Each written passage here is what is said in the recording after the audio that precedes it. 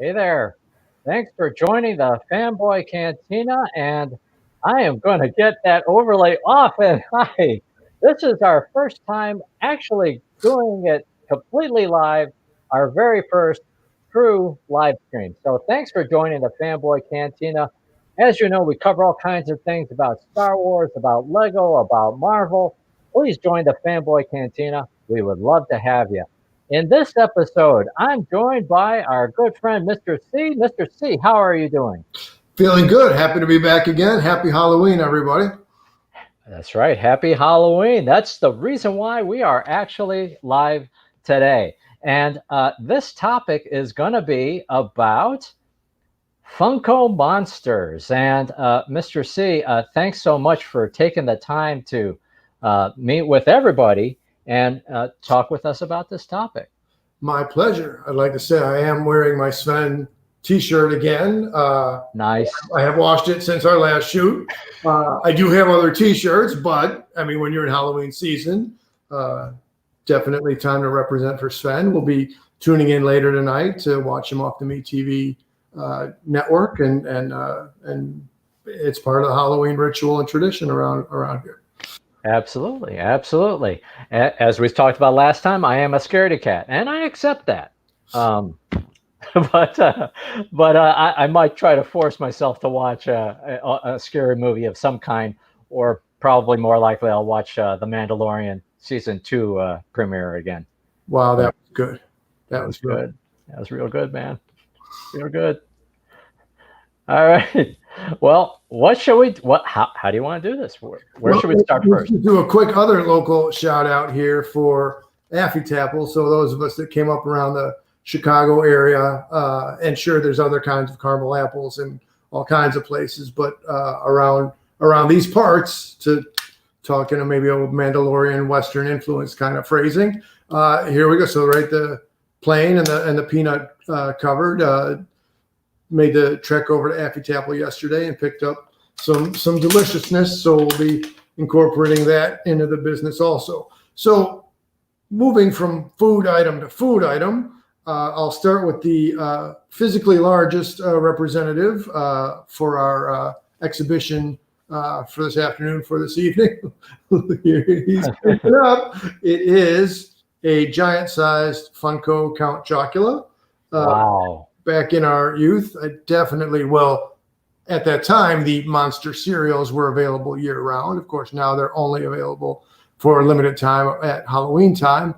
Frankenberry, Boo Berry, Count Chocula, the Fruit Brute, and then the Mummy. So the big three were Frankenberry, Count Chocula, Boo Berry, and then the other two guys didn't fare as well, but they're still legendary cereal characters.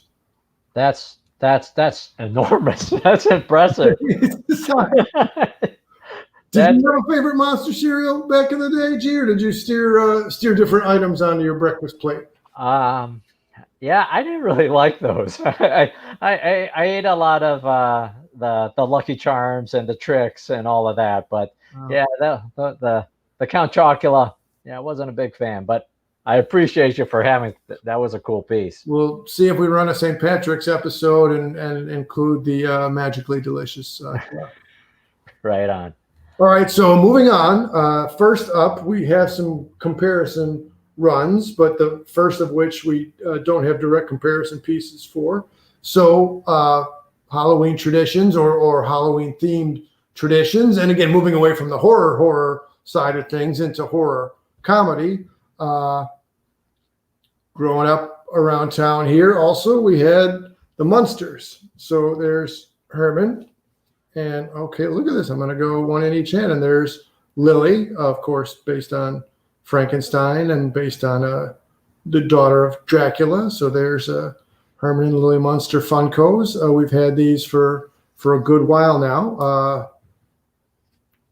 The authentic shock in her hair, so also a bit of Bride of Frankenstein influence on the TV character.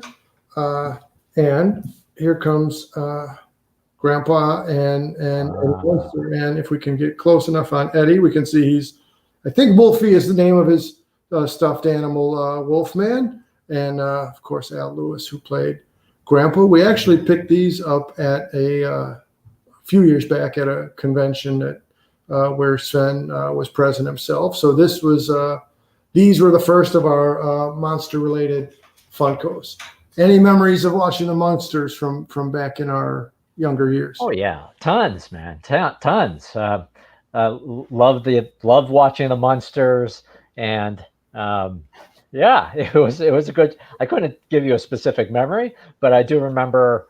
Was it after school that we would watch it on like Channel 32 or something? Or I'm gonna say Channel yeah. 9? I mean, I'm sure different years it ran different ways, but Right. sounds like the right groove. And then this many years later, the after school hours are somewhat blurred with the summer vacation hours. But yeah, it was somewhere in there in a good way. Very nice. Very nice. All right. What's next? Well, to my memory, I didn't have access then to the other famous TV horror comedy family, the Addams Family, until much later. It wasn't until my family had taken a trip to the state capital to Springfield, and there in syndication rerun TV, that was my first ever exposure to the Addams Family. So then I was like, well, why? I felt so cheated. Why? Why did we have the Munsters when we could have had both? They could have ran them back to back and all that. So here is the TV rendition of Gomez with his ever stylish suit. It's very a good likeness of John Aston. Nice. And there's Morticia, again, being that she's a mostly black clad figure. I hope her definition is showing to our viewers. But these are both, again, really, I'm impressed with the design and the craft work that goes into those. And now on the comparison piece for the more recent animated Addams Family movie, which was definitely some good family-friendly fun. Oh. Again, the design difference. So here's Gomez and Morticia again. Again, the suit they're rendered a bit differently, but definitely fits the animated depiction. So now, I was going to say Gomez to Gomez, but I would have almost put the. So here's both Gomez's together, and then here are both of the Morticia characters, and again, they're really they're good pieces to have. Now, moving on to the kids of the house, we have Pugsley and Wednesday, and again, pretty fun with the pet alligator, and similar to Eddie Munster having Wolfie. Wednesday has her doll with no head attached, and again with the more recent animated depiction. I really like that they had put Wednesday's hair into like a noose. That was pretty creative. Oh yeah. Again, so the detail work on all of these is so very impressive. And again, here's Pugsley to Pugsley, and Wednesday to Wednesday. So there, but aren't there some others in the Addams Family? TV accurate Uncle Fenton, and matching the movie release. Again, I think these two of all the Addams Funkos show the differences the most between the TV depiction and the animated movie. Lurch and Thing, as the Thing is there on the plate. That's cool. If TV Lurch exists, I forget. We haven't found him yet, but we have movie Lurch right here. And in the film, as voiced by Snoop Dogg himself, in the TV show as depicted by, is it Felix Sela? I'm sorry if I'm not pronouncing his name correctly, but he had a lot of good work, as well as being Tweaky later on Buck Rogers' TV show, which another thing that we definitely had a fanboy appreciation of. Nice. That's nice. You know, I and the contrast that you had of the two Uncle Festers was quite striking, of the difference between the two. I'm impressed that when I think of the Funkos, I think of the heads as kind of being all universal, right? There's kind of a style, but they actually took some artistic license, I guess, with the head itself to bring that animation version to life. Completely agree that they definitely went maybe off book, or they widened their scope of how they render the traditional Funko style head. But it's perfectly perfect that you would mention that, because as we look at the next pieces, they have more of the traditional style Funko head. And whereas last time we led with Dracula, and of course it's good to lead with Dracula, this time I thought we'd go in with the newest release, or our newest acquisition. So we have here a black and white. This might be a Walgreens exclusive. So here's the Invisible Man. I wish I knew the lore enough to say what book he might be holding. But again, the detail work on the robe, the belt on the robe, and now to do the comparison. So they have a smaller set also. Again, now he's holding some kind of I'm sure it's the formula that turned him invisible. But again, just the belt placement on the robe, the checkers across the belt and the collar of the robe, and the collar, what do you call the thing? The edge of the sleeve, whatever you call that. The cuff. A cuff. The cuff. Yeah, the cuff, exactly. The cuff. So the detail work on the cuff, very impressive. And so again, they have the more traditional Funko looking head, and there will be variations from the larger size to the smaller size figure. Again, I don't remember the Invisible Man franchise all that well. I do remember the Kevin Bacon movie, which was not the Invisible Man, and I know there's a new movie that's out right now, or came out earlier this year. Why does the Invisible Man wear sunglasses? Is there a reason for that? You don't have eyes, I would think. I'm the least versed for the Invisible Man compared to my serviceable non-expert knowledge of the other classic characters. I'm going to say, if you're wrapping the bandages around your head to hide your invisibility, you don't want to wrap the bandages over your eyes, hence the Cyclops of the X-Men front and side glasses style. Good analogy. Thanks. Very nice. All right, next on deck, and again, let's look at the differences in the renderings and in the faces and some of the posturing here. So again, classic Funko mummy. Again, that adorable kind of traditional kind of Funko head. Again, similar to the Mego and the Imaginext, retaining some, the bandage wrap and the body positioning. And here we have, I guess I could call him the mini mummy.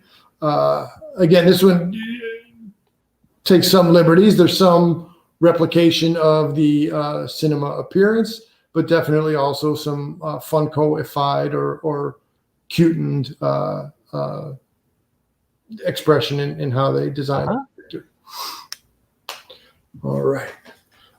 From the mummy, I guess now somebody that we didn't include in our previous work, the youngest of the monsters, or the still who came out in the 50s as opposed to the other guys doing work in the 30s and 40s, the good old creature of the Black Lagoon. A really, really great design. And of course, this would, in Sven terminology, and I guess maybe some other places did this too, but there was the 3D glasses at home viewing of the creature of the Black Lagoon. Oh, that's right.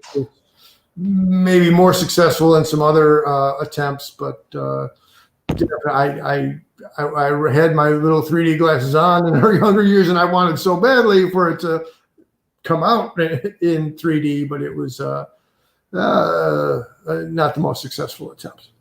Anyway, so here's again the creature. Now this, I'd say the face resembles the character as it looked in the movie a little bit more accurately, instead of having the Funko style eyes.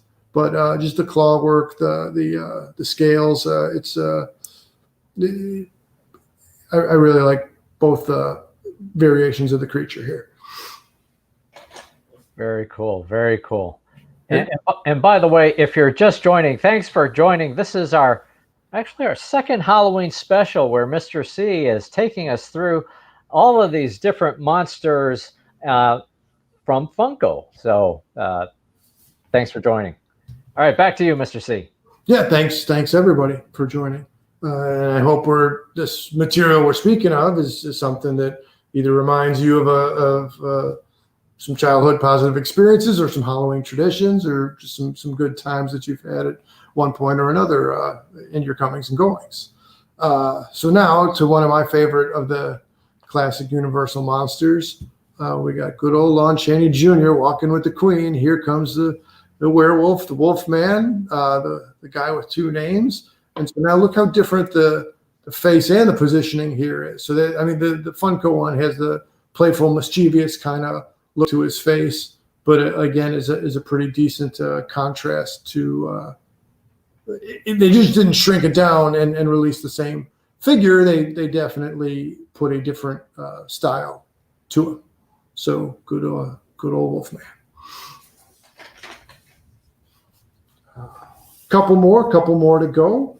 Let's do the Frankenstein monster and his bride. Again, that's cool. Shock of white hair that was reinterpreted to Lily Munster. But again, the little stitch in the head, the bolts on the side for Frank himself, the traditional flowing dress for her, and then look at the different facial expressions they have in their miniaturized.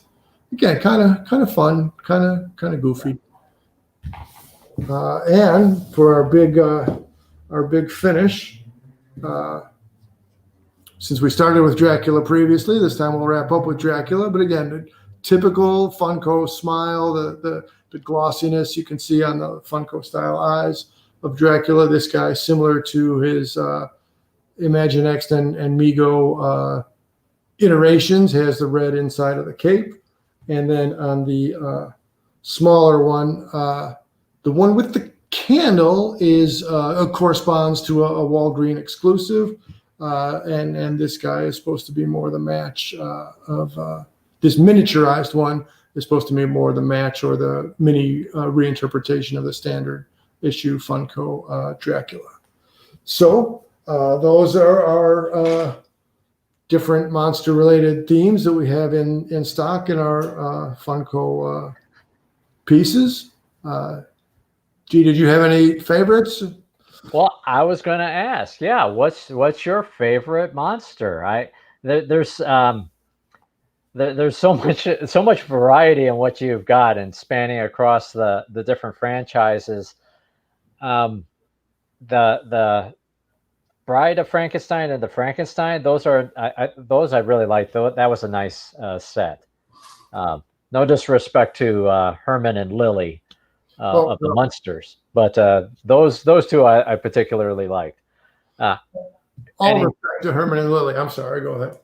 but going back to you, is there a particular favorite amongst your? Kind of a coin toss between Wolfman and Creature of the Black Lagoon for the designs. I'd say my overall favorite of the classic monsters is Wolfman, but again, that's a really tough pick because they're so good. But definitely design-wise, both the standard size and the mini size Creature of the Black Lagoon are really, really well done. So I'm glad that I can have them in the inventory. I do like the bigger size, the regular Funko size, more than the smaller sizes. The smaller sizes are nice. There's more expression in the faces, but it's just different. I think I like the other ones. Right, the Funko-ness, if you will, or the right. Funko finesse, if you will. That's right. It comes across in the standard size more so than it does in the mini size. So I feel like I gotta ask you, because I have a handful of Funkos, not many, and we've talked about it before. How I often say that I don't like Funkos, yet I still have a number of them. You take them out of the box. a lot of people, or at least from what I could tell on social media, may have it in the box or with the protector case and all of that, and, hermetically sealed. But you take them out of the box. What's that about? Well, and again, that's one of the great, that's one of the great debates. Keep them in the box or take them out and have some kind of use of them. I don't know, without having an academic follow-up of what it just makes a different experience. I guess you can just play with it more or interact with it more. There's nothing wrong with just keeping it pristine in the box and observing it through the plastic wrapping. But it's not bad to just have them in hand and arrange them differently. I mean, they're right. They're not known for a great articulation, but just if you want to set them up and have them facing in different directions or that kind of stuff, I suppose that's the draw. Oh, that makes sense. That makes sense, because what's the point? You can't have your box figures talking to each other. There's not much play value. Yeah. Right, exactly. I'm imprisoned in this box. It's like living Toy. What? There was a whole movie. Toy Story 2 was this whole thing. No, that's great. That is really great. Maybe I'll get around to opening up my Funkos at some point. Time will tell. Time will tell. Hey, can I show you something that I got today that's unrelated to our Funko chat? You got me curious. What do we have? Well, it's been off to the side here. It is. I just got this today, and we posted a video about this just yesterday or the day before. This is I think it's an Amazon exclusive. This is the Black Widow Taskmasters ambush, and it came out 3 days early through Amazon's treasure truck. I need to get used to what side I should be on.